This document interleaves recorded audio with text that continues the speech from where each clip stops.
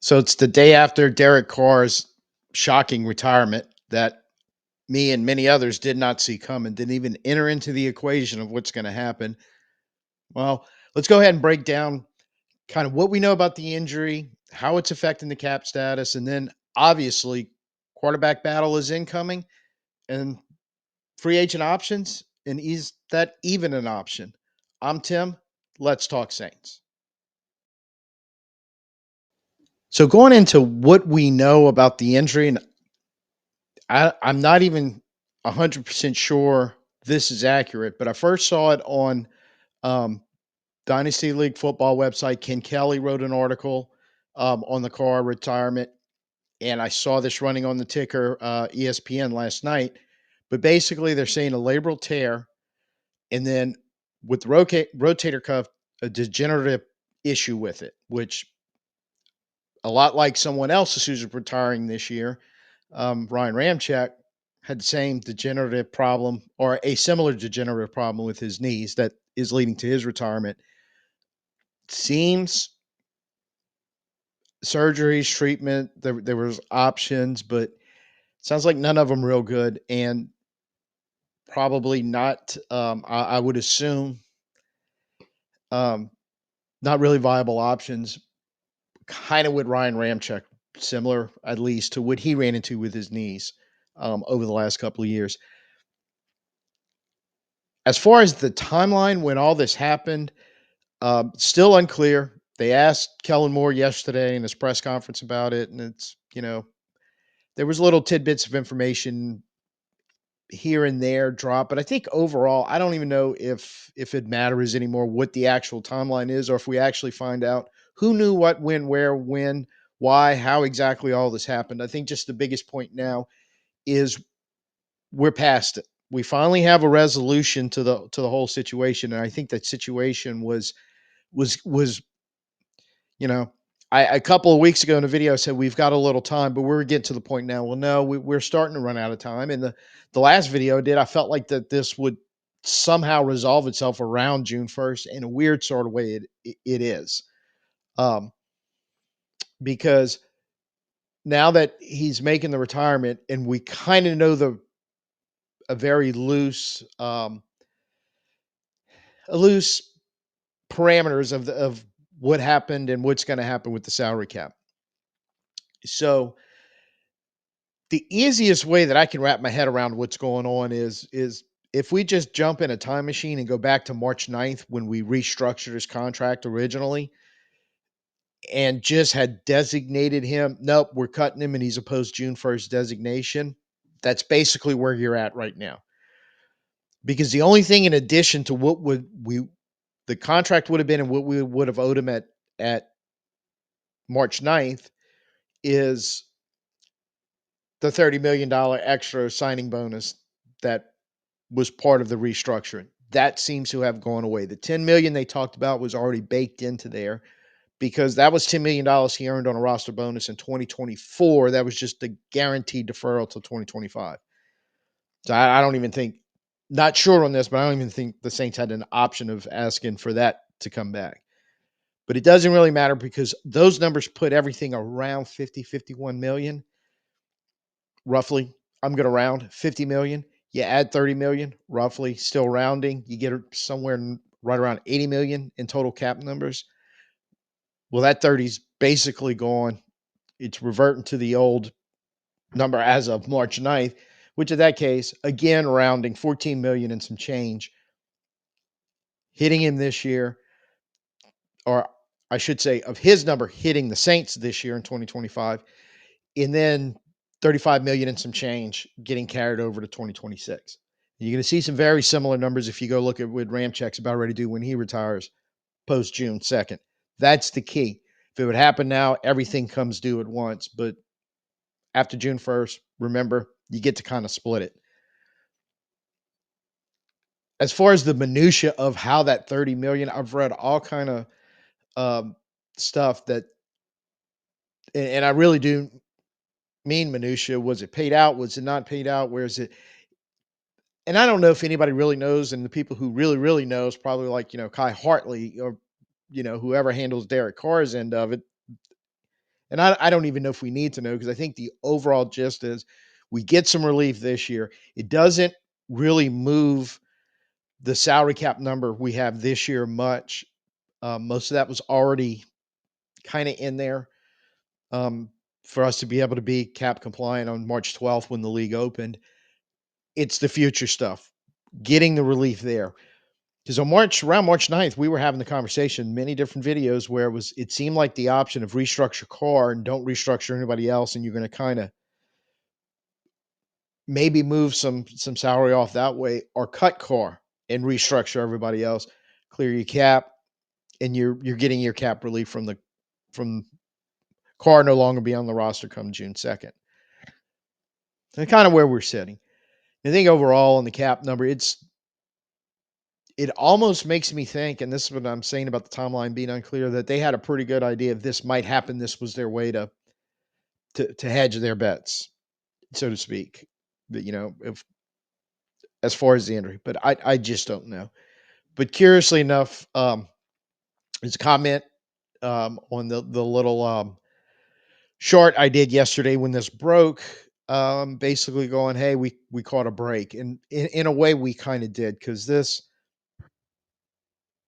leaves a lot of the problems that we knew were stacking up while we were trying to rebuild. Opens a little more doors.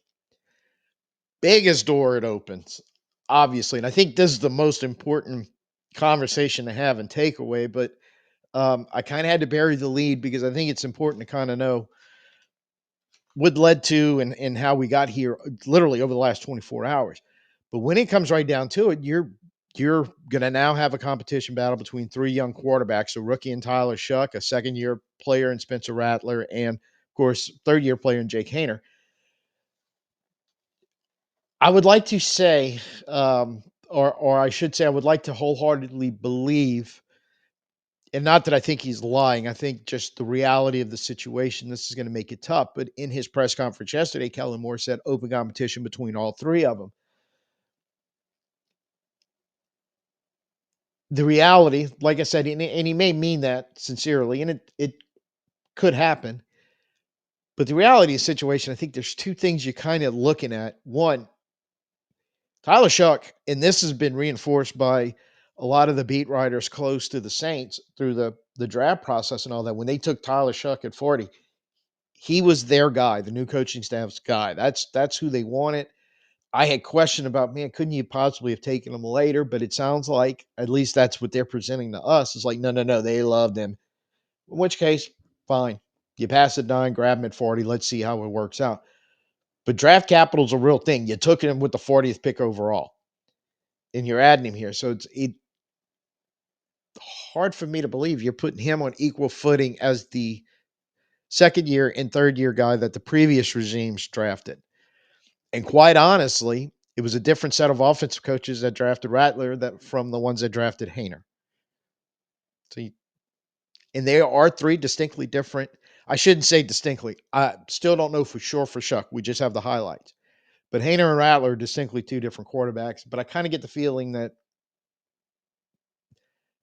Shough probably almost a little or a lot distinction somewhere in there between the other two. So it may be you kind of have three totally different styles of quarterback there. The other thing is, and this is the one where I'm going, I don't know, you almost might have to make a decision of which one of them is not. Because let's just do simple math. Let's say you only have 10 quarterback reps of practice. Okay. So if you're splitting them between two players trying to figure out in a competition, they each get 5, right? You add 3, well, then a third quarterback, well, then they're basically all getting 3. So I guess somebody gets an extra one. Maybe you take turns every third day who gets the fourth one. So over the course of many OTAs, mini camp, practices in training camp, practices once you break camp and fill out the rest of the preseason going into the open, that adds up. That difference basically of two snaps going from 5 with 2 to 3 with 3 quarterbacks fighting for the job adds up, and it's limited. And I think I think last year we saw the previous coaching staff. Carr was a starter. He was getting starter snaps in practice. Get it totally. But maybe a little wishy washy between the other two. We don't know. They're competing, just kept going on and on through and going. Did it hurt both of them just by the fact of not saying one is the backup, letting him get all the backup snaps? The other one obviously knows he's probably not in the plans and give him a chance to move on or move on from him, whatever the case may be. So I think that is the big issue going. You don't want to, and if Shuck's your guy and you're going to go full bore with him, how much snaps can you pass down to the other two? So it's going to be curious how they try to play this out. And I think he was given the make no waves answer by saying, yeah, it's an open competition between all three of them. But I'm thinking at minimum, it's got to be narrowed down to two. And my guess it would be Shuck and Rattler getting the first two shots. Now, as far as what I think which one should get them, I don't have the foggiest dang clue. Um, you're dealing with a true rookie. You're dealing with two guys that were just they were given chances, but in such horrible situations. And both of them at times, you can go back and look at games, or at least a quarter or so, or two quarters of any particular couple of drives, and see flashes. But did you see enough of it? And would you have seen more if the last year they would have decided, no, Rattler's the backup, Haener's the third emergency quarterback, Rattler's getting all the backup snaps, or vice versa? What the difference could have been. And so that is really in the back of my head when you're talking about this quarterback battle. But as far as which one for me, I just don't know because I don't know what kind of system we're looking to play, what we're trying to do offensively, how he's going to play call, and that's all going to factor in, especially since the feeling, at least my feeling is, you kind of have three styles of quarterback that you're dealing with. So I don't know. All I know is hopefully they can figure it out fast and you can get whatever which one of the three it is. And I'm kind of pulling for all three of them, to be honest with you. Because we need one of them. The faster we find that young quarterback that can establish himself and I'm shooting for a rookie Brock Purdy. If we get a rookie version of Brock Purdy in there to run the offense and then get the whole thing better, get him better and everything around him better. That's how the rebuild goes from being a rebuild to a contending team. Well, the last thing to talk about real quick is available free agents because that conversation has come up. Let's go ahead and talk about the obvious that gets thrown around. Aaron Rodgers. Look, I think you're just kind of committing to this point of young quarterbacks and finding one. And as we've talked about in previous videos, if it ain't one of these three young ones, you're drafting another one next year. And even if it looks like it may be one of these three, you could still be drafting another quarterback next year. So I think getting another older veteran like a Rodgers in here just muddles the water. You're spending money that you don't need to spend because you just cleared some cap space. To me, it just does not make a whole lot of sense. And at that point, you would probably get into some bidding war with Pittsburgh, who's got to be, thinking, what is Aaron waiting for? And it could be something like this. So I just, my feeling is just stay clear of that one. Um, Then you kind of have veteran bridge quarterbacks, and no pun intended, Teddy Bridgewater probably makes the most sense if you want to go that route. And we'll see. And I'm kind of thinking you may want to wait a little bit before you even go that route, because I get it, because Rodgers is still out there and wait for him to sign, because that kind of, you know, a Bridgewater or Ryan Tannehill still floating around. A Carson Wentz just became available. CJ Beathard is a backup who's gotten a few starts under his belt. I mean, I think that's the level of like bridge quarterback you're talking about with those guys. But as long as there's still a possibility for Pittsburgh, desperate for quarterbacks, to go grab somebody, if Rodgers decides, now I'm done, I'm retiring, then you almost feel like you have to wait till one of them sign and then you go get a backup bridge quarterback for backup money. But overall, even if you do that, I don't know if it helps you a lot or potentially hurts development of these young guys as you're trying to do it. Um, I think whatever they decide, as long as it basically cheap, team friendly, if they want to go that route. And then I think if you do, then obviously you're cutting one of those three. And uh, look, I'm pulling for all three, including Jake Haener, but I would say he's probably the odd man out if that happens at that point. And I say this in jest, but it could also be something that might happen. They could always bring Ben DiNucci back. So there's options in this area as a bridge quarterback or maybe the guy that has to come in and start. We've seen this in the last couple of years. Kind of starts the season as a starter, and then the rookie comes in at some point and takes over and finishes as the starter. Or in this case, Shough, Rattler, or Haener, however it works out. So I can see the value there, but like I said, I think it's got to be very cap friendly for the Saints to walk down that route. And that's another thing that Moore addressed, that they're looking into it, but he said it's an open competition between the three. So it's basically, very political down the middle answers going right there from him, just going, we're not committing to anything yet publicly. But I don't think particularly they were shocked by this Carr retirement. So hopefully the plans in effect of what was going to happen, that's been decided. Like we said, you now have direction and clarity. They have the plan for that, and then moving forward.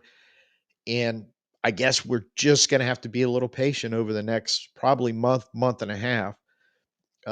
Because if you don't add a veteran free agent or a bridge quarterback by then, I'm thinking odds are you likely not, and you're going to roll in with those three in the training camp. Try to figure it out from there. My take on it to the best of my ability, and like I said, I think there's a lot of stuff that's not fully been answered. We've got like clarity and kind of understand what's going on, and it may all come out eventually, and it may not. And like I said, I don't know if it really matters at this point. I think it's just, you know,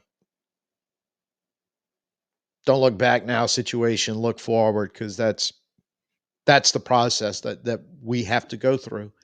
And it still cautionary tale, maybe very, very painful in 2025 for us. But I just think at this point, the mistakes we made over the last 3 or 4 seasons has come home to roost. Got to fix and move on, move through them. Again, I'm trying to be positive this season. That's my positive on this is we have the direction and the clarity. Now let's hope we have the plan and everything in place to move forward with that, because I'm still hopeful if 2025 is rough, 2026 will be better, and maybe to the level where we can compete like we want to compete. That's my hope and goal from all this. If they do it in 2025 and it's sustainable, absolutely fantastic. But I'm still thinking that's an incredible long shot, but I think you're starting down the right process right now. So first time here, go ahead, give me the thumbs up. The algorithm loves that thumbs up. So hopefully I've earned one from you. Go ahead, give me a subscription too. That helps an awful lot. Um, my previous video, I lied on a couple of accounts, because let's do a teeny tiny bit of house cleaning on Kellen Moore's um, press conference yesterday on rookie minicamp. I was like, please, no injuries. Quincy Riley not participating. Seems to be from some, and not related to an ankle injury he had in college, but a procedural cleanup minor thing. That's the way Kellen Moore described it. We've heard this before from previous regimes and had guys still disappear for long periods of time. Hopefully, Quincy Riley's not one of them. He'll be ready to go much sooner than later. And the other thing, takeaway is that, and he was asked about this, Banks rotated through left tackle, left guard, and right tackle, according to reports. And he said that was a plan all along. Right now, since you have him in rookie camp, they want to see him everywhere, not everywhere, but in multiple spots around that offensive line. So when they get everybody together, they can start figuring out kind of the who's going to go where thing. So the other thing I lied about was getting back to a Monday, Wednesday, Friday schedule. Of course, all this broke, screwed all this up. So we'll be off a little bit this week, but we'll get the two in, and definitely one of them will be on the schedule reveal when that comes out. The NFL releases that Wednesday night, I believe, and then we'll go from there. So until the next time I see you, I'm Tim. Peace out and who dat.